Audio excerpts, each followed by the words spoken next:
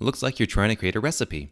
A recipe is simply a set of instructions Dataminr uses to extract information from a web page into a CSV.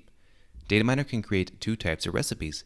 It can create a list page, which is typically a search results page or a long list of data. Another queue is a list page will typically have different pages at the bottom.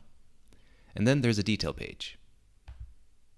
A detail page is typically just a profile page or product page, and it's all specific to one product or thing. The difference between a list page and a detail page is list pages have rows, and then detail pages go straight to the columns. You can begin learning about rows and columns in the next tabs and in the videos. All right, thanks for watching.